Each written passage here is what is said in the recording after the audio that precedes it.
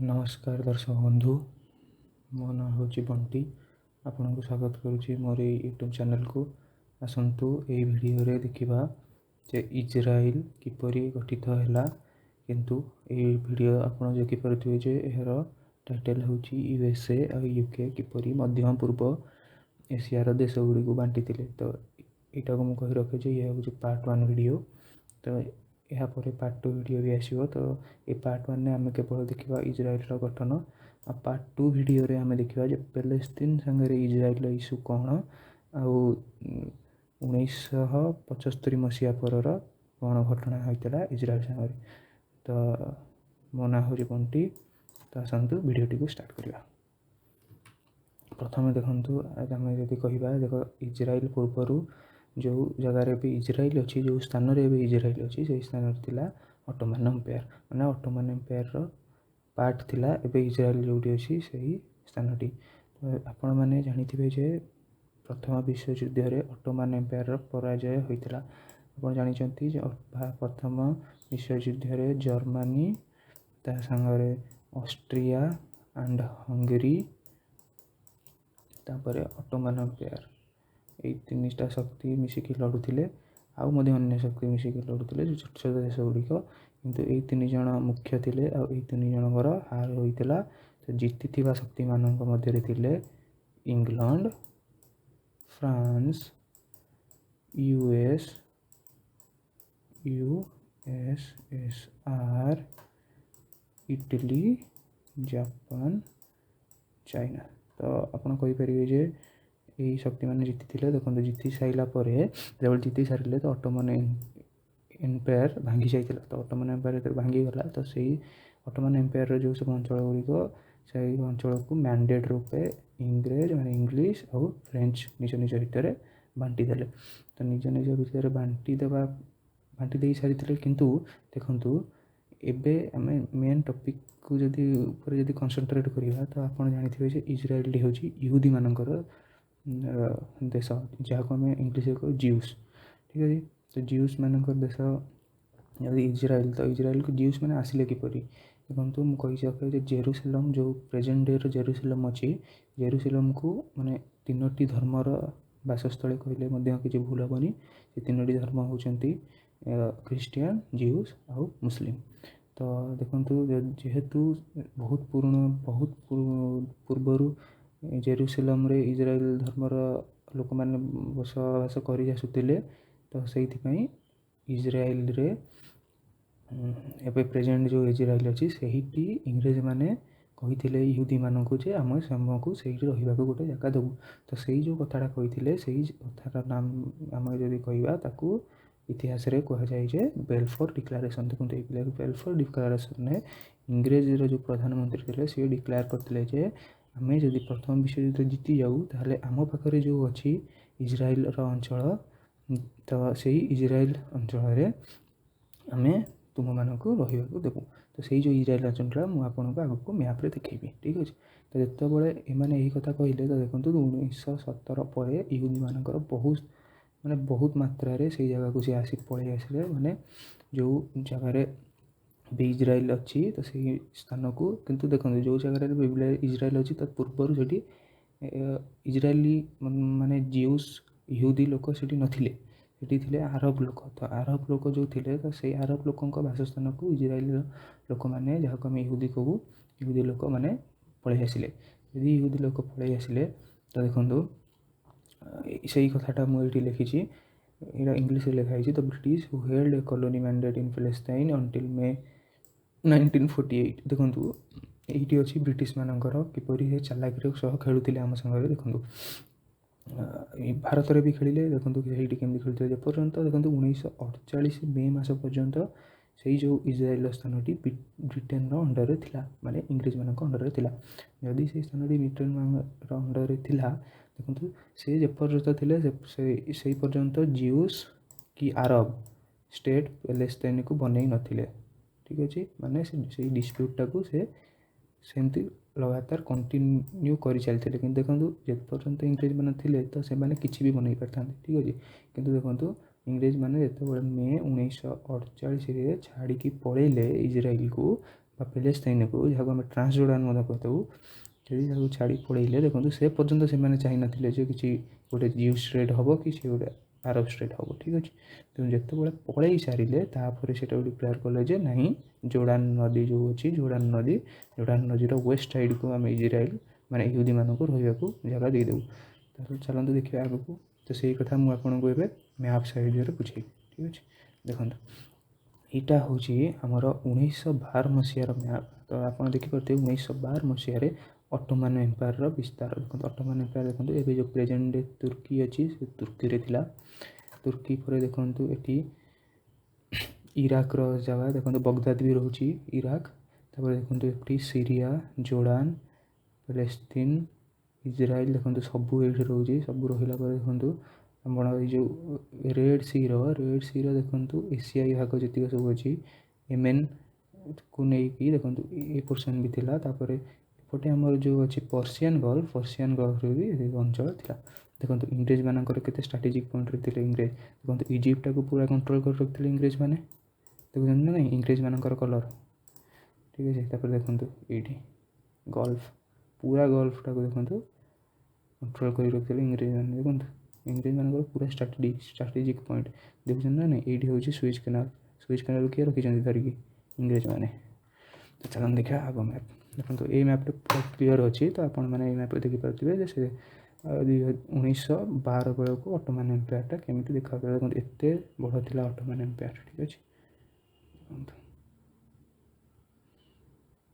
ଆଉ ମଧ୍ୟ ଏଇଠି ଦେଖିପାରୁଥିବେ ଯେ ବ୍ରିଟେନ୍ କେଉଁଠି ଥିଲା, ଫ୍ରେଞ୍ଚ କେଉଁଠି ଥିଲେ, ଇଟାଲୀ କେଉଁଠି ଥିଲା, ଦେଖିପାରୁଥିବେ।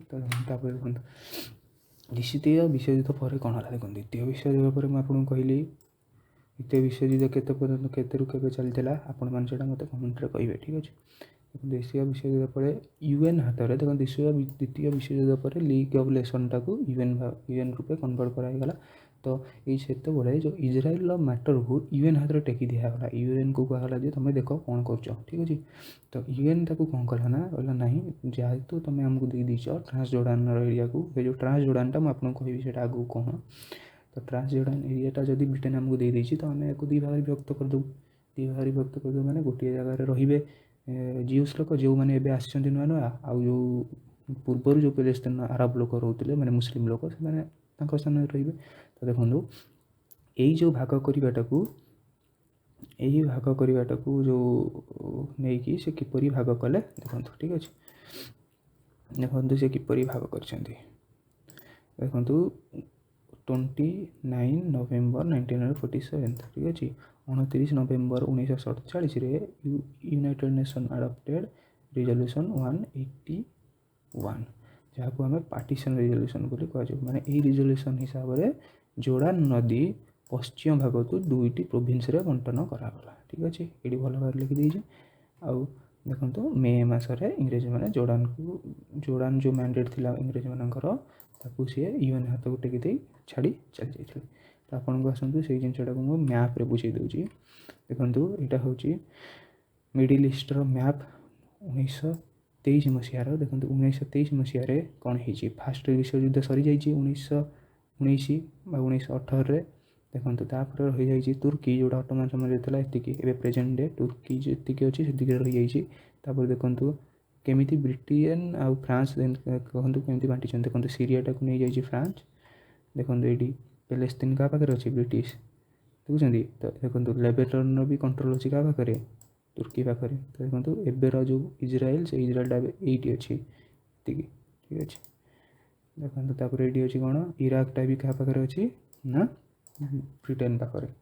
ତାପରେ ଦେଖନ୍ତୁ ଯେବେ ଛାଡ଼ି ଚାଲିଗଲେ, ଆଉ ଯେତେବେଳେ ୟୁଏନ୍ ଦୁଇ ଭାଗରେ ବିଭକ୍ତ କରିଦେଲା, ମାନେ ଏତିକି ଦେଇଦେଲା ଏଇ ଯେଉଁ ରେଡ଼୍ ଅଞ୍ଚଳ ଅଛି ଏହାକୁ ଦେଇଦେଲା ପ୍ୟାଲେଷ୍ଟାଇନ୍କୁ, ଏପଟେ ବି ଟିକେ ଦେଇଦେଇଥିଲା ପ୍ୟାଲେଷ୍ଟାଇନ୍କୁ। ଆମର ଅଛି ତା'ର ମ୍ୟାପ୍ ଅଛି ମୋ ପାଖରେ, ଆଗକୁ ଆପଣ ଦେଖିବେ।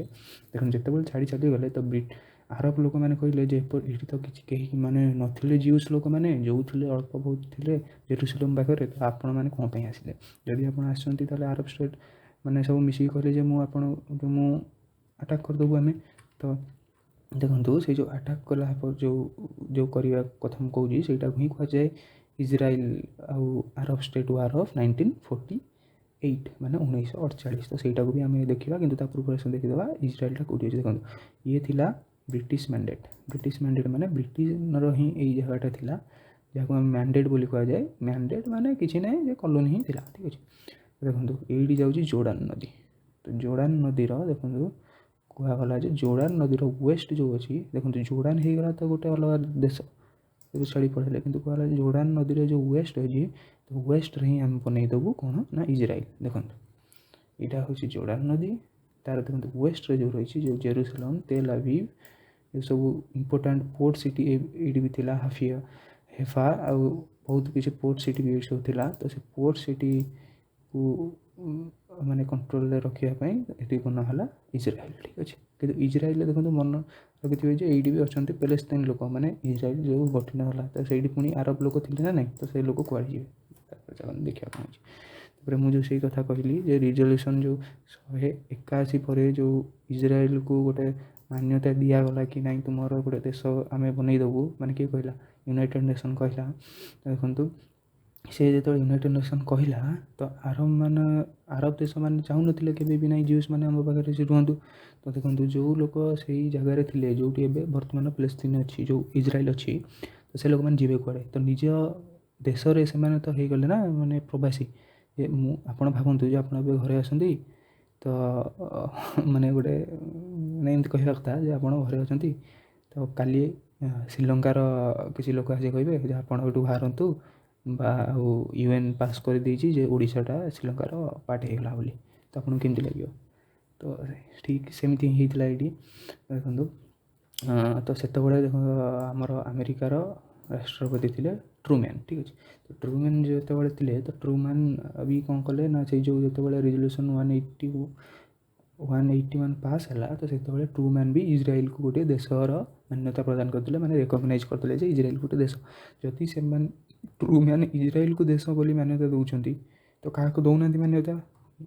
ଅବଭିୟସ୍ଲି ପାଲେଷ୍ଟାଇନକୁ ମାନ୍ୟତା ଦେଉନାହାନ୍ତି। ଦେଖନ୍ତୁ ଯାହାକୁ ଆମେରିକା ମାନ୍ୟତା ଦେଇଦେଉଛି, ତ ସେଇ ଦେଶର ବହୁତ ମାନେ କ'ଣ କ୍ୱାଲିଟି ବାଲା ଦେଶ। ତ ଦେଖନ୍ତୁ ତ ସେଇଥିପାଇଁ ଯେଉଁ ଆରବ ଷ୍ଟେଟ୍ ଯାକ ଯେଉଁ ତା'ର ଚାରିପଟେ ଥିଲେ, ତ ସେମାନେ ଆଟାକ୍ କରିଦେଲେ ଇସ୍ରାଏଲକୁ 1948 ମସିହାରେ। ଦେଖନ୍ତୁ ସେଇଠି ଲେଖା ହେଇଛି 14 ମେ 1948ରେ ଆକ୍ରମଣ କରିଥିଲେ। ତ କେଉଁ ଦେଶମାନେ ଆକ୍ରମଣ କଲେ? 5ଟି ଦେଶ ଆକ୍ରମଣ କରିଥିଲେ। ସେମାନେ ହେଉଛି Lebanon, Syria, Iraq, Egypt, Saudi Arab. ତ ମୁଁ ଆପଣମାନଙ୍କୁ ଦେଖେଇବି ମ୍ୟାପ୍ରେ ଯେ ଏଇମାନଙ୍କର କ'ଣ ଥିଲା, ସେଇ ପୋଜିସନ୍ କେଉଁଠି ଅଛି, ଇସ୍ରାଏଲ କେତେଠାରୁ କେତେ ଦୂରରେ ଅଛନ୍ତି, କି ପାଖରେ ଅଛନ୍ତି, କ'ଣ ସେଇଟା ଦେଖେଇବି। ଦେଖନ୍ତୁ ଏହି ଯୁଦ୍ଧରେ ଦେଖନ୍ତୁ ଆମେରିକା ହତିଆର ବନ୍ଦର ପଲିସି ଆପଣେଇଥିଲା, ମାନେ ଆର୍ମସ୍ ଏମ୍ବାର୍ଗୋ। ମାନେ ଆମେରିକାର ଷ୍ଟାନ୍ସ ଥିଲା ଏହି ଯୁଦ୍ଧରେ ଯେ ଆମେ କାହାକୁ ହତିଆର ଦେବୁ ନାହିଁ। କ'ଣ ପାଇଁ ଷ୍ଟାନ୍ସ ଥିଲା ଆମେରିକାର, କ'ଣ ହେଇଥିଲା, କ'ଣ ପାଇଁ ଆମେରିକା ଇସ୍ରାଏଲକୁ ସପୋର୍ଟ କରିନଥିଲା, ମାନେ ଉପରୁ ସପୋର୍ଟ କରିନଥିଲା, ଭିତରେ ତ CIA ତ ସପୋର୍ଟ କରିଥିଲା। କିନ୍ତୁ ଦେଖିବା କ'ଣ ହେଇଥିଲା। ତ ଦେଖନ୍ତୁ ଏହି ଯୁଦ୍ଧର ଫାଇନାଲ୍ ରେଜଲ୍ଟ ଥିଲା ଯେ ଇସ୍ରାଏଲ ଜିତି ଯାଇଥିଲା ଏହି ଯୁଦ୍ଧକୁ। କିନ୍ତୁ ଏହି ଯୁଦ୍ଧ ପରେ ଗାଜା ଷ୍ଟ୍ରିପ୍, ଯେଉଁଟା ମୁଁ ଆପଣଙ୍କୁ ଦେଖେଇବି, ଇଜିପ୍ଟ ହାତକୁ ପଳେଇ ଯାଇଥିଲା, ଆଉ ୱେଷ୍ଟ ବ୍ୟାଙ୍କ ଜୋର୍ଡ଼ାନ ହାତକୁ ପଳେଇଥିଲା। ତ ୱେଷ୍ଟ ବ୍ୟାଙ୍କ କେଉଁଟା ନା ଜୋର୍ଡ଼ାନ ରିଭରର ୱେଷ୍ଟରେ। ତ ଆପଣଙ୍କୁ ସେଇଟା ଦେଖାଉଛି ମୁଁ ମ୍ୟାପ୍ରେ। ଦେଖନ୍ତୁ UN ଯେଉଁ ପାର୍ଟିସନ୍ କରିଥିଲା ରେଜଲ୍ୟୁସନ୍ କେତେ ଦେଖନ୍ତୁ 181, ଠିକ୍ ଅଛି। ଦେଖନ୍ତୁ UN ଯେଉଁ ପାର୍ଟିସନ୍ କରିଥିଲା, ଦେଖନ୍ତୁ ଇଏ ହୋଇଯାଉଛି ଜୋର୍ଡ଼ାନ ରିଭର, ଠିକ୍ ଅଛି। ତ ଜୋର୍ଡ଼ାନ ରିଭରର ୱେଷ୍ଟରେ ଦେଖନ୍ତୁ ଦିଆଗଲା ଜିଉସ୍ ଟେରିଟୋରୀ, ମାନେ ଇସ୍ରାଏଲି ଲୋକମାନଙ୍କୁ ଦିଆଗଲା ଏଇସବୁ ଅଞ୍ଚଳ, ଠିକ୍ ଅଛି। ଦେଖନ୍ତୁ ତାପରେ ଆରବ ଯେଉଁ ଲୋକ ସେଇଠି ଥିଲେ, ତାଙ୍କୁ ଦିଆଗଲା ଏଇ ଅଞ୍ଚଳ। ତ ମୁଁ ସେଇ କଥା କହୁଥିଲି, ଯାହା ଘର ଏଇଠି ଥିବ ତ ସିଏ କ'ଣ ହେଲା, ପ୍ରବାସୀ ହେଇଗଲା ନା ନାହିଁ, ତାକୁ ଏଇଠିକି ଯିବାକୁ ପଡ଼ିବ, ନହେଲେ ଏଇଠିକି ଯିବାକୁ ପଡ଼ିବ ଘର ଛାଡ଼ିକି।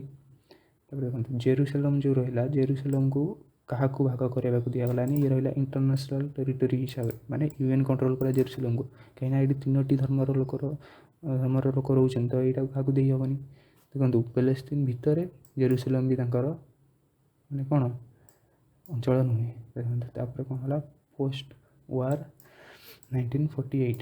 ତ ଏଇଠି ଆପଣ ଦେଖନ୍ତୁ ଯେ 1948 ଯେଉଁ ୱାର୍ ହେଇଥିଲା ଆରବ ଇସ୍ରାଏଲ ଭିତରେ, ତା ପରର ମାନେ ମାନଚିତ୍ର କ'ଣ ଥିଲା ଇସ୍ରାଏଲର। ଦେଖନ୍ତୁ ଏଇଠି ଇସ୍ରାଏଲ, ଏ ସବୁ ଟେରିଟୋରୀ ଦେଖନ୍ତୁ ଇସ୍ରାଏଲ ଜିତିଗଲା। ଏଇଠି ଦେଖନ୍ତୁ ଏଇଠି ଯେଉଁ ଦିଆହେଇଥିଲା ହେଫା ପାଖରେ ଯେଉଁ ଅଞ୍ଚଳ ୟାକୁ ବି ଜିତିଗଲା ପରେ ଦେଖନ୍ତୁ ଜେରୁସାଲେମର ଅଧା ଜିତିଯାଇଛି। ଦେଖନ୍ତୁ ଏଇଠି ଜେରୁସାଲେମ ନଥିଲା କାହା ପାଖରେ, ଇସ୍ରାଏଲ ପାଖରେ, ଜେରୁସାଲେମର ଅଧା ଜିତିଗଲା। ଦେଖନ୍ତୁ ଏଇ ଯେଉଁ ଅଞ୍ଚଳଟା ମୁଁ କହିଲିନି ଆପଣଙ୍କୁ, ଯେଉଁ ଇଜିପ୍ଟ ରଖିଦେଲା ଗାଜା ପଟି ବୋଲି, ତ ଏଇଟା ହେଉଛି ଗାଜା ପଟି, ଗାଜା ଷ୍ଟ୍ରିପ୍ ଯାହା କୁହାଯାଏ। ଆଉ ଦେଖନ୍ତୁ ଜୋର୍ଡ଼ାନ, ଏଇଟା ହେଉଛି ୱେଷ୍ଟ ବ୍ୟାଙ୍କ। ଏବେ ବି ଆପଣ ପାଇପାରିବେ, ଏଇଟା ୱେଷ୍ଟ ବ୍ୟାଙ୍କ ଏଇଠି ଅଛି, ଏଇଠି ଦେଖନ୍ତୁ ଗାଜା ଷ୍ଟ୍ରିପ୍। ତ ଏଇ ୱେଷ୍ଟ ବ୍ୟାଙ୍କକୁ ଜୋର୍ଡ଼ାନ ତିଆରି କରିଦେଇଥିଲା। ଦେଖନ୍ତୁ ଇଜିପ୍ଟ ତିଆରି କରିଦେଇଛି ଗାଜା ପଟିକୁ, ଜୋର୍ଡ଼ାନ ତିଆରି କରିଦେଇଛି ୱେଷ୍ଟ ବ୍ୟାଙ୍କ। ଠିକ୍ ଅଛି, ତ ଏଇଟା ହେଉଛି ଇସ୍ରାଏଲ ପୋଷ୍ଟ ୱାର୍ ଅଫ୍ 1967। ତ 1967 ୱାର୍ରେ କ'ଣ ହେଇଥିଲା, ତ ସେଇ କଥା ଆଗକୁ ବୁଝିବା। ଚାଲନ୍ତୁ, ଏଇଟା ଆଉ ଗୋଟେ ଡିଟେଲ୍ଡ ମ୍ୟାପ୍ କିଏ କ'ଣ କରିଛନ୍ତି ଦେଖନ୍ତୁ। ଏଇଠି ଏଇଟା ଥିଲା ଇସ୍ରାଏଲର ନୂଆ ମ୍ୟାପ୍, ୟାକୁ କରିଦେଇଥିଲା, ତିଆରି କରିଥିଲା ଜୋର୍ଡ଼ାନ। ତ ଜୋର୍ଡ଼ାନର ଏଇ ଟେରିଟୋରୀ ଥିଲା, ପ୍ଲେସ୍ତିନ ଲୋକମାନେ ଏଇ ଟେରିଟୋରୀରେ ରହୁଛନ୍ତି। ଆଉ ଏଇ ଯେଉଁ ଗାଜା ଷ୍ଟ୍ରିପ୍ଟାକୁ କିଏ ତିଆରି କରିଦେଇଥିଲା, ଇଜିପ୍ଟ। ଦେଖନ୍ତୁ ଏଇପଟେ ହେଉଛି ଇଜିପ୍ଟ। ତ ଆପଣମାନଙ୍କୁ କହିଥିଲି ଯେ ଇରାକ, ସିରିଆ ଏଇସବୁ ପୋଜିସନ୍ କେଉଁଠି କ'ଣ ଦେଖେଇବେ ଆପଣଙ୍କୁ, ନାହିଁ? ଠିକ୍ ଅଛି, ଦେଖନ୍ତୁ ଏଇଠି ଆପଣ ଦେଖିପାରୁଥିବେ, ଏଇ ଉପରେ ହେଉଛି ଲେବନନ। ଲେବନନର କ୍ୟାପିଟାଲ ହେଉଛି କ'ଣ ନା ବେରୁଟ। ଆପଣ ଜାଣିଥିବେ ଏବେ ଯେଉଁ ବ୍ଲାଷ୍ଟ ହେଇଥିଲା ଗୋଟେ, ଜାଣିଛନ୍ତି ନାହିଁ, ବ୍ଲାଷ୍ଟ ହେଇଥିଲା ଗୋଟେ ଯେଉଁ ହାର୍ବରରେ, ତ ଏଇଠି ବେରୁଟରେ ହେଇଥିଲା। ତାପରେ ହେଉଛି ଦେଖନ୍ତୁ ଏଇଠି ହେଉଛି ସିରିଆ, ଡେମାସ୍କସ୍। ଏପଟେ ଦେଖନ୍ତୁ ଏଇଠି ହେଉଛି ଇରାକ, ସାଉଦି ଆରବିଆ, ଜୋର୍ଡ଼ାନ, ଏଇଠି ହେଉଛି ଇଜିପ୍ଟ। ତ ଇଜିପ୍ଟର ଆକ୍ଚୁଆଲି ଏଇଟା ହେଉଛି ସିନାଇ ପେନିନସୁଲା, ତା ମେନଲ୍ୟାଣ୍ଡ ଇଜିପ୍ଟ ଏପଟେ। ଠିକ୍ ଅଛି, ଏଇଠି ଅଛି ସୁଇଜ୍ କେନାଲ, ସୁଇଜ୍ କେନାଲ ପରେ ଏପଟେ ଅଛି ଇଜିପ୍ଟ। ଏଇଟା ମିଶ୍ର ବୋଲି ଆମେ କହୁ ଇଜିପ୍ଟକୁ। ଠିକ୍ ଅଛି, ଆସନ୍ତୁ ଏବେ ଦେଖିବା 1967 ମସିହାରେ ଯେଉଁ ଯୁଦ୍ଧ ହୋଇଥିଲା, ସେ ଯୁଦ୍ଧର କାରଣ କ'ଣ ଥିଲା। ଠିକ୍ ଅଛି, ଦେଖନ୍ତୁ 1967 ମସିହା ଯୁଦ୍ଧକୁ ଯିବା ପୂର୍ବରୁ ଆମକୁ ଜାଣିଥିବା ଦରକାର ଯେ 1956 ମସିହାରେ ଇସ୍ରାଏଲ ଇଜିପ୍ଟର ସିନାଇ ଉପଦ୍ୱୀପକୁ ଆକ୍ରମଣ କରିଥିଲା। କ'ଣ ପାଇଁ ଆକ୍ରମଣ କରିଥିଲା, ତ ସେଇ ଟପିକ୍ଟା ହେଉଛି ସୁଏଜ୍ କେନାଲ କ୍ରାଇସିସ୍। ତାକୁ କୁହାଯାଏ ସୁଏଜ୍ କେନାଲ କ୍ରାଇସିସ୍। ତ ସୁଏଜ୍ କେନାଲ କ୍ରାଇସିସ୍ ଉପରେ ଯଦି ଆପଣ ଚାହୁଁଛନ୍ତି ଗୋଟେ ଭିଡ଼ିଓ ତିଆରି କରିବା ପାଇଁ, ତାହେଲେ ଆପଣ ମୋତେ କମେଣ୍ଟରେ କୁହନ୍ତୁ। କମେଣ୍ଟରେ କହିଲେ ମୁଁ ତା ଉପରେ ମଧ୍ୟ ଗୋଟେ ଭିଡ଼ିଓ ବନେଇଦେବି। ଠିକ୍ ଅଛି, ତ ଆସନ୍ତୁ ଦେଖିବା ଏଇ ଯେଉଁ 1967 ମସିହାର ଯୁଦ୍ଧ ଥିଲା, ଏ ଯୁଦ୍ଧର କାରଣ କ'ଣ ଥିଲା। ଠିକ୍ ଅଛି, ତ ଦେଖନ୍ତୁ ଏହି ଯୁଦ୍ଧର ମୁଖ୍ୟ କାରଣ କୁହାଯାଏ ଯେ ଦୁଇଟି ଶକ୍ତି। ଆପଣ ଜାଣିଛନ୍ତି ୱାର୍ଲଡ଼ ୱାର୍ 2 ପରେ ବିଶ୍ୱରେ ଦୁଇଟି ଶକ୍ତି, ମେନଲି ଦୁଇଟି ଶକ୍ତି ବିଶ୍ୱରେ ଥିଲା।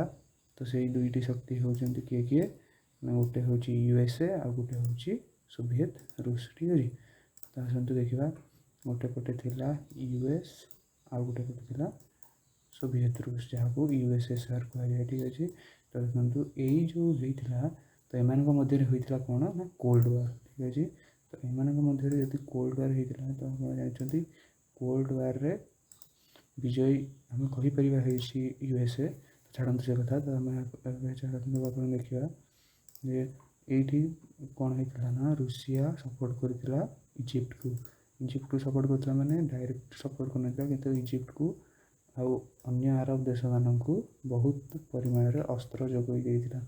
ମାନେ ବହୁତ ପରିମାଣରେ ଅସ୍ତ୍ର, ଯେଉଁଟାକି ଆର୍ମିର ନିହାତି ଦରକାର। ଆପଣ ଜାଣିଛନ୍ତି ଯେ ରୁଷିଆ ପାଖରେ ବହୁତ ଅସ୍ତ୍ର ଅଛି, ତ ଅସ୍ତ୍ର ଯୋଗାଇ ଦେଇଥିଲା। ସେଥିପାଇଁ ଏହାକୁ କାଉଣ୍ଟର କରିବା ପାଇଁ ତ USAକୁ ବି ଯୋଗାଇବାକୁ ପଡ଼ିଲା ଅସ୍ତ୍ର, କାହାକୁ, ଇସ୍ରାଏଲକୁ।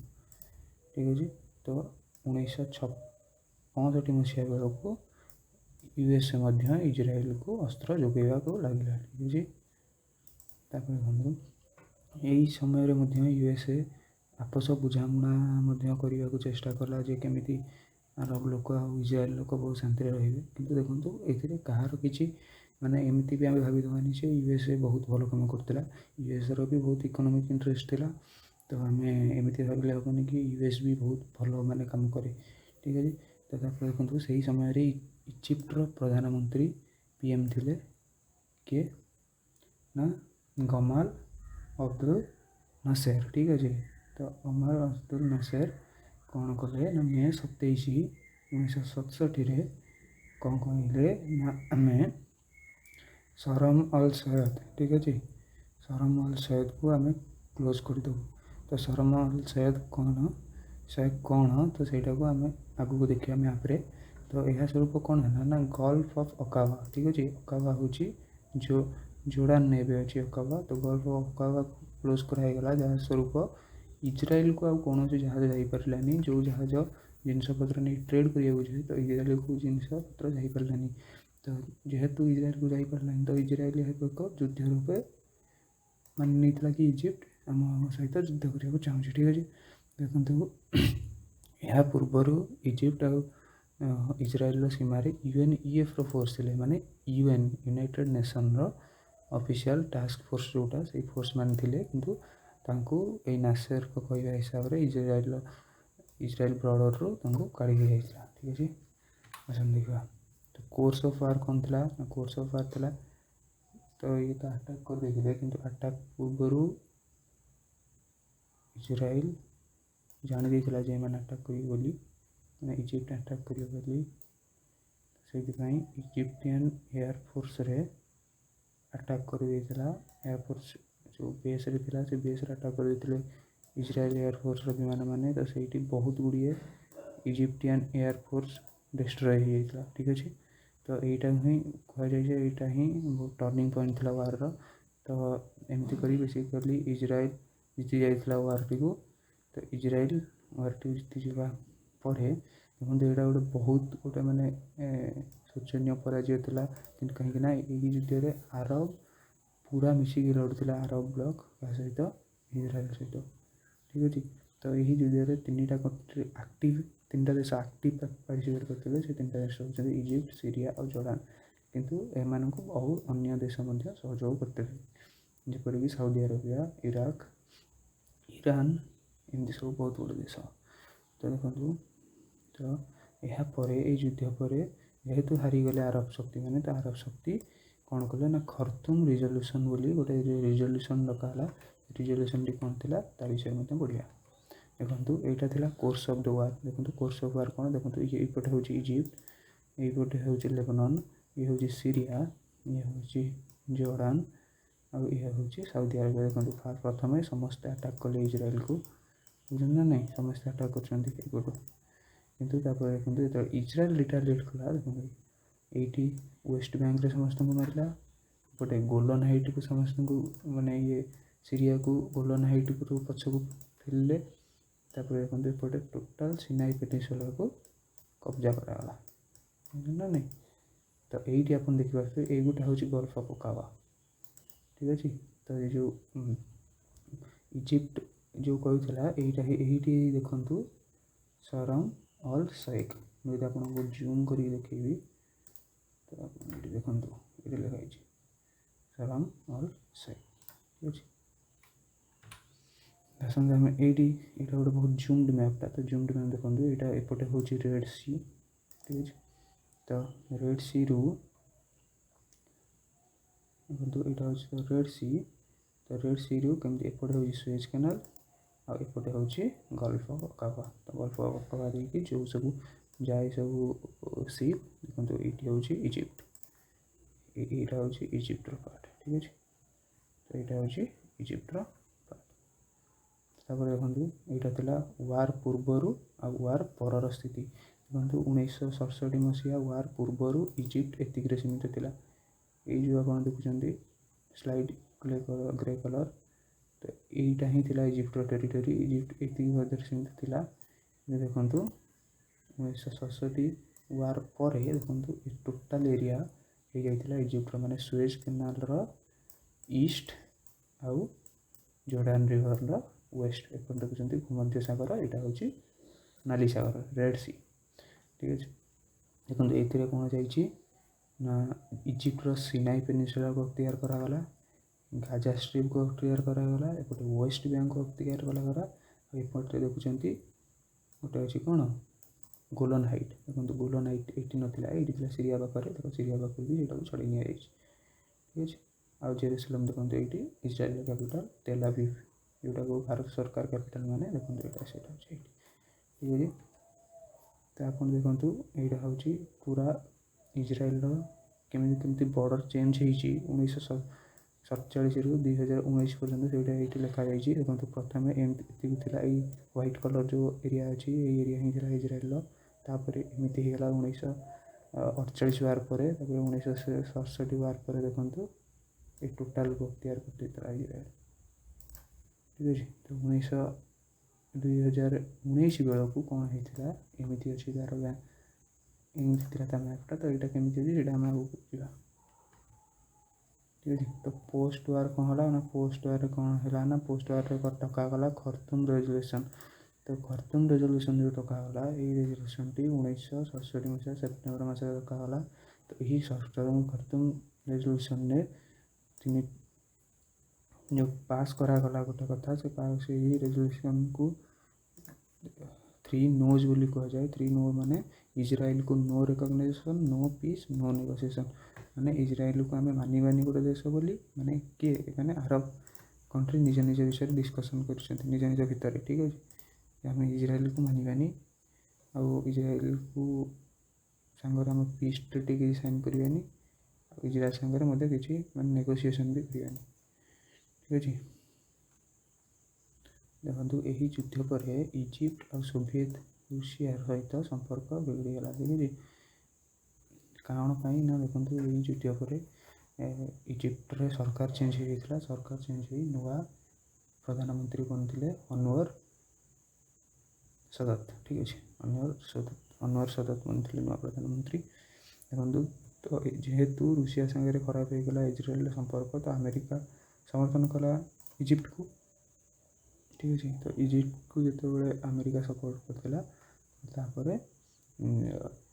यही युद्ध जो पोस्ट वार्टा मुझे 1967 तो यही पोस्ट वार समयटा ही कह जाए युद्ध pre war period of 1973 war of Israel and Arab. देखो 1973 मसीह आउ गोटे युद्ध होता आई दुईटी युद्ध मझे जो समय अच्छी यही समयटा को कह जाए जे आउ गोटे युद्धर समय प्रस्तुतिर समय भाव कह जाए जे यही समय इजिप्ट समस्त को बोका बनाई आउ गोटे युद्ध निजक तैयारी करूला ठीक अच्छे। देखो यही युद्ध पर देखो 6 अक्टोबर 1973 यम किपुर देखो यम किपुर हूँ गोटे दिन जमी आमर दीपावली होली हूँ गोटे पवित्र दिन तो सेमती जीउस मानकर यम किपुर हूँ गोटे पवित्र दिन। तो यही दिन में देखो यही दिन में इजिप्ट और सीरिया मिलित भाव में आक्रमण करते क्या ना इजराइल उपर। तो देखो इजराइल उपर आक्रमण करते आउ इजराइल को सपोर्ट जमी न करती किए ना यूएसए जापान आउ वेस्टर्न यूरोपियन नेशन मान जो यूके फ्रांस जर्मनी आसुँच तो से सपोर्ट न कर पारती से कौन करते ना ऑयल एम्बार्गो रही मैंने ऑयल एम्बार्गो माने ऑयल से आउ एक्सपोर्ट करागला नहीं। आप जानते यही जो देश सब मुझे अरब देश में बहुत परिमाण में ऑयल एक्सट्रैक्ट कराए। तो ये ऑयल न तो ये केमी चलो देश यूएसए केमी चलो जापान रे ऑयल कौट आसो तो से गोटे प्रेसर पकाइवाई जापान और यूएसए वेस्टर्न यूरोपीय देश मान प्रेसर पकाइवाई ऑयल एम्बार्गो लगागला जो फल कि इजराइल को सपोर्ट करें ना। तो देखो ये इजराइल बहुत साहसतार सहित टक्कर करथिला माने सामना करथिला एमान फोर्स को। तो यह देखिए यूएसएसआर जी कि क्या सपोर्ट करथिला ना इजिप्ट को जी कहला जे मु फाइट को पलि आसबि माने मो पाखे तो अच्छे न्यूक्लियर वेपन तो न्यूक्लियर वेपन मु लॉन्च करदेवी इजराइल को। तो यह देखिए बहु कष्टर सहित यूएसए 25 अक्टोबर 1973 मसीह सीज फायर जो सीज फायर डिक्लेयर करता। तो सीज फायर कौन ना यही दिन गुड़ी जो मरा होता एमान भितर तो सीज फायर होता माने युद्धर विराम होता आर्मिस्टिस होता ठीक अच्छे। तो देखो यही युद्ध को पूरा माने ये क्लीयरली मु डिक्लेयर एक्सप्लेन करी। देखो यही समय तो କାହା କାହା ମଝିରେ ଯୁଦ୍ଧ ହେଇଥିଲା, ଗୋଟେ ପଟେ ଥିଲା Israel supported Bai United states, ଦେଖନ୍ତୁ ଆଉ ଗୋଟେ ପଟେ ଥିଲା ଇଜିପ୍ଟ ସିରିଆ, ମାନେ ଏଇ ଦୁଇ ଜଣ ଆକ୍ଟିଭଲି ପାର୍ଟିସିପେଟ୍ କରିଥିଲେ। କିନ୍ତୁ ଦେଖନ୍ତୁ ଏମାନଙ୍କର ସହିତ ଥିଲା କିଏ, Saudi Arabia, Algeria, Jordan, Iraq, Libya, Kuwait, Tunisia, Morocco ଆଉ କ୍ୟୁବା, ଆଉ ସପୋର୍ଟେଡ୍ ବାଇ କିଏ, ଆରବ ଲିଗ୍, ଏଠି ଦେଖନ୍ତୁ ସୋଭିଏତ ୟୁନିଅନ୍। ଠିକ୍ ଅଛି, ଦେଖନ୍ତୁ ଏହି ଯୁଦ୍ଧରେ ମଧ୍ୟ ଇଜ୍ରାଏଲ୍ ବିଜୟ ହେଲା। ତ ନେଗୋସିଏସନ୍ ଟ୍ରିଟି କେଉଁଠି ହେଲା ନା, ଏଇ ଯୁଦ୍ଧ ପରେ ଯେଉଁ ଟ୍ରିଟି ହେଲା ତାକୁ କ୍ୟାମ୍ପ ଡେଭିଡ଼ରେ ଏଇ ନେଗୋସିଏସନ୍ ଟ୍ରିଟି ହେଲା।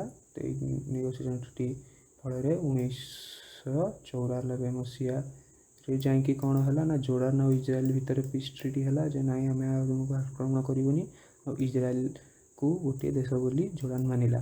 ଆଉ ଦେଖନ୍ତୁ 1979 ମସିହାରେ ଇଜ୍ରାଏଲ୍କୁ ଇଜିପ୍ଟ ବି ଗୋଟେ ଦେଶ ବୋଲି ଭାବିଲା। ଠିକ୍ ଅଛି, ମାନେ ମାନିଲା।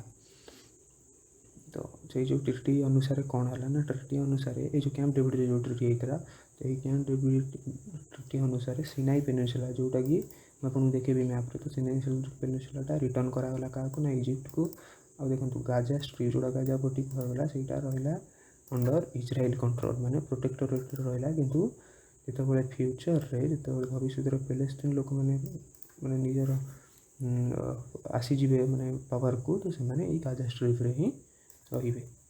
ଠିକ୍ ଅଛି, ଆଉ ଏହି ଚୁକ୍ତିରେ ମଧ୍ୟ ଉଲ୍ଲେଖ ରହିଲା ଯେ ଇଜ୍ରାଏଲ୍ ସୁଏଜ୍ କେନାଲ ଦେଇକି ସହଜରେ ବେପାର କରିପାରିବ, ମାନେ ସୁଏଜ୍ କେନାଲ ଯେଉଁଠିକି ଇଜିପ୍ଟରେ ଅଛି, ତ ତାକୁ ଦେଇକି ସବୁ ସହଜରେ ଯାଇପାରିବ। ଆଉ ଆକାବାକୁ ଆନ୍ତର୍ଜାତିକ ସମୁଦ୍ର ଭାବେ ମାନ୍ୟତା ଦିଆଗଲା, ମାନେ ଏଇଟା ଆନ୍ତର୍ଜାତିକ ସମୁଦ୍ର, ଏଇଠି ଟ୍ରେଡ଼୍ କରିବାର ସମସ୍ତଙ୍କର ଅଧିକାର ଅଛି। ତ ଏଇଟା କ'ଣ ପାଇଁ କରାଗଲା ନା, ଇଜିପ୍ଟ ଯେମିତି ଭବିଷ୍ୟତରେ ଆଉ ଇଜ୍ରାଏଲ୍ର କୁ କିଛି ମାନେ ପ୍ରୋବ୍ଲେମ୍ ଦେଇପାରିବ ନାହିଁ। ଦେଖନ୍ତୁ ଏଇ ଯେଉଁ ଯୁଦ୍ଧରେ, ଏଇଟା ଆକ୍ଚୁଆଲି ଆମେ କହୁଛନ୍ତି ଇଜିପ୍ଟ ଆଉ ଇଜ୍ରାଏଲ୍ ମଧ୍ୟରେ ଯୁଦ୍ଧ ଥିଲା, କିନ୍ତୁ ଦେଖନ୍ତୁ ଏଇ ଯୁଦ୍ଧରେ ଦୁଇଟି ପାୱାର ହିଁ ଲଢ଼ିଥିଲେ। ସେମାନଙ୍କ ମଧ୍ୟରେ ଆରବ ଆର୍ମି ଯେଉଁ ଥିଲା, ଆରବ ଆର୍ମି ପଟେ ଲଢ଼ୁଥିଲା USSR, ଆଉ ଏପଟେ ରହୁଥିଲେ US। ମାନେ ଜାଣିଛନ୍ତି ଆପଣ ଇଜ୍ରାଏଲ୍ ବହୁତ ଗୋଟେ ଛୋଟିଆ ଦେଶ, ତ ସେ କିପରି ହରାଇ ଦେଇପାରିଲା। ତ ଇଜ୍ରାଏଲ୍ ପଛରେ ପୁରା ବ୍ୟାକଅପ୍ ଥିଲା କାହାର ନା USର। US ଆଉ ଯେଉଁ କ୍ୟାପିଟାଲିଷ୍ଟ ରାଷ୍ଟ୍ର ଅଛି, ଆମେ କହିପାରିବା UK, ଫ୍ରାନ୍ସ, ଏଇସବୁ। ତ ଦେଖନ୍ତୁ ଏଇ ଯୁଦ୍ଧରେ ଏପଟେ ଆପଣ ଦେଖନ୍ତୁ ବହୁତ ଜିନିଷ ଆପଣ ଯଦି ଦେଖିବେ, ବହୁତ ହେଲିକପ୍ଟର ହଉ, ଏୟାରକ୍ରାଫ୍ଟ ହଉ, ଦେଖନ୍ତୁ ଏ ସବୁ ଫ୍ରେଞ୍ଚ କମ୍ପାନୀର। ଠିକ୍ ଅଛି, ତ ଆପଣ ଏଇଠି ଦେଖନ୍ତୁ ମିଗ୍ ଆମ ପାଖରେ ଇଣ୍ଡିଆରେ ମଧ୍ୟ ଅଛି ମିଗ୍, ତାକୁ ଦେଖୁଥିବେ ମିଗ୍ ସବୁ ହେଉଛି ରଷିଆର। ଠିକ୍ ଅଛି, ତ ଆମେ ଏଇ ଫାଇଟ୍କୁ କହିପାରିବା ଯେ USSR ଆଉ US ମଧ୍ୟରେ ହିଁ ଏଇଟା ଫାଇଟ୍ ଥିଲା, କିନ୍ତୁ ଇନଡାଇରେକ୍ଟ ଫାଇଟ୍। ଓକେ, ତ ଦେଖନ୍ତୁ ଏଇଟା ହେଉଛି 1973 ମସିହାରେ ଯେଉଁ ଫାଇଟ୍ ହେଇଥିଲା। ତ ଏ ଫାଇଟ୍ଟା କେମିତି ହେଇଥିଲା ଦେଖନ୍ତୁ ଏ ଟୋଟାଲ୍ 1973 ବେଳକୁ ଟୋଟାଲ୍ଟା ଥିଲା ଇଜ୍ରାଏଲ୍ର ଟେରିଟୋରୀ, ଇଜ୍ରାଏଲ୍ ଅଞ୍ଚଳ। ତ ଇଏ ଯେତେବେଳେ ଆକ୍ରମଣ କଲେ, ଦେଖନ୍ତୁ ଆକ୍ରମଣ କଲା କିଏ ନା ଇଜିପ୍ଟ, ଏଇପଟୁ ଆକ୍ରମଣ କରିଥିଲା। କିନ୍ତୁ ଦେଖନ୍ତୁ ଯେତେବେଳେ ଏଇ ଯୁଦ୍ଧଟାକୁ ଜିତିଗଲା ଇଜ୍ରାଏଲ୍, ଦେଖନ୍ତୁ ଇଜ୍ରାଏଲ୍ ଏତିକ ଅଞ୍ଚଳ ଇଜିପ୍ଟର ଅକ୍ତିଆର କରିଦେଇଥିଲା, କିନ୍ତୁ ଇଜିପ୍ଟ ଏଇ ଟିକେ ଅଞ୍ଚଳ ଅଧିକାର କରିଥିଲା 1973 ମସିହା ଯୁଦ୍ଧ ପରେ। ଠିକ୍ ଅଛି, କିନ୍ତୁ ଏଠି ଦେଖନ୍ତୁ ସିରିଆର ଏତିକ ଅଞ୍ଚଳ ମଧ୍ୟ ଗୋଲାନ ହାଇଟ୍କୁ ଛାଡ଼ିକି ଆହୁରି ଏତିକ ଅଞ୍ଚଳ ଅକ୍ତିଆର କରିଥିଲା ଇଜିପ୍ଟ। ଠିକ୍ ଅଛି, ଦେଖନ୍ତୁ ଆଫ୍ଟର 1973 ୱାର୍, ଗାଜା ଷ୍ଟ୍ରିପ୍ ରହିଲା ପ୍ରୋଟେକ୍ଟୋରେଟ୍, ୱେଷ୍ଟ ବ୍ୟାଙ୍କ ଏଇଟା ତ ଜୋର୍ଡ଼ାନର ହିଁ ଥିଲା, କିନ୍ତୁ ଏଇଠି ବି ରହୁଛନ୍ତି ପ୍ୟାଲେଷ୍ଟାଇନ୍ର ଲୋକ। ଏପଟେ ଦେଖନ୍ତୁ ଗୋଲାନ ହାଇଟ୍ସ, ଏପଟେ ସିନାଇ ପେନିନସୁଲା ଦିଆଗଲା କାହାକୁ, ଇଜିପ୍ଟକୁ। ଇଜିପ୍ଟର କ୍ୟାପିଟାଲ କ'ଣ, କାଇରୋ। ଦେଖନ୍ତୁ ଏଇଠି ଦିଆଯାଇଛି ଇଜ୍ରାଏଲ୍ର ପୁରା ଦିନକୁ ଦିନ ଚେଞ୍ଜ ହେଉଥିବା ବର୍ଡ଼ର। ଏଠି ଦେଖନ୍ତୁ ପ୍ୟାଲେଷ୍ଟାଇନ୍ ଆଣ୍ଡ ଜିଉସ୍ ଲ୍ୟାଣ୍ଡ, ଯେତେବେଳେ ଇଏ ଥିଲା କାହାର ନା ବ୍ରିଟିଶର ମ୍ୟାଣ୍ଡେଟ୍, ସେଇଠି 1946 ମସିହାରେ ଦେଖନ୍ତୁ ଏଇଠି ଜିଉସ୍ ଲ୍ୟାଣ୍ଡ, ଯେଉଁଟା କୁହାଯାଉଛି ଯେ ଇଜ୍ରାଏଲ୍ର ଲୋକମାନେ ଏବେ ଯେଉଁ ଅଛନ୍ତି ସେ ଦେଖନ୍ତୁ କେତେ ଛୋଟିଆ ଛୋଟିଆ ଅଞ୍ଚଳରେ ଥିଲେ। ଆଉ ଇଏ ଟୋଟାଲ୍ ସବୁ ଥିଲେ ଇଏ ନା ପ୍ୟାଲେଷ୍ଟାଇନ୍ ଲୋକ, ଯେଉଁ ମୁସଲମାନ ଲୋକ। ଠିକ୍ ଅଛି, କିନ୍ତୁ ଏଇଠି ଦେଖନ୍ତୁ 1947 ବେଳକୁ ଯେତେବେଳେ ପାର୍ଟିସନ୍ ପ୍ଲାନ୍ କରାଗଲା, इजराइल को दिगला सब यही सब अंचल आ जो सब ग्रीन देखा से दिगला पैलेस्टाइन को। ठीक है देखो 1949 रु 1967 से जो दुईटी वार होगला से दुईटी वार देखो इजराइल के अंचल नहीं ठीक है। तापर देखो 2000 मसीहा बेलू देखो इजराइल व्हाइट आउ एक अंचल अच्छा किए पैलेस्टाइन लोग यही गाजा पटे अच्छा किए हमास आउटे अच्छा किए हिजबुल्ला। आप जानते हमास और हिजबुल्ला हूँ दुईटी टेरोरिस्ट ऑर्गेनाइजेशन। तो देखो यही सब जो डिस्प्यूट एत लड़ाई कले एत झगड़ा कले तो यह इंटरनेशनली केमी देखाला। तो इंटरनेशनली जो देखागला तो इंटरनेशनली कौ देश एवं इजराइल को मान्यता दूसरी हाँ इजराइल गोटे देश बोली आउ कौ देश पैलेस्टाइन को मान्यता दूसरी हाँ पैलेस्टाइन भी गोटे देश आउ देश अच्छा जो देश माने उभय देश को मानुन पैलेस्टाइन भी अच्छी इजराइल भी अच्छी। तो देखो आपण देश को जदि कौ बड़ देश मानुनी कि माने एक्सेप्ट ही करूनी कि ये देश गोटे देश बोली तो आपड़ केवे भी देश हो पारे मैंने सपोज आप भावतु आपणकर जो ए जमी अच्छी आप जो अच्छा घरे तो आप कहे यही एरियाटा तो मोर आईटा हूँ गोटे देश आप किसी तार नाम देदेवे। तो जेपर्यंत भारत सरकार कि अन्य देश अमेरिका यूके फ्रांस यही सब आपण को मान्यता देनी जे नहीं ये जो लैंडटा अच्छी पैच ऑफ लैंड ये पैच ऑफ लैंडटा हूँ गोटे देश से पर्यंत आपड़ जिते भी कांदिले भी आपड़ गोटे देश हो पारे ना। तो सहीटा हूँ इंटरनेशनल रिकग्नाइजेशन आपन को दरकार।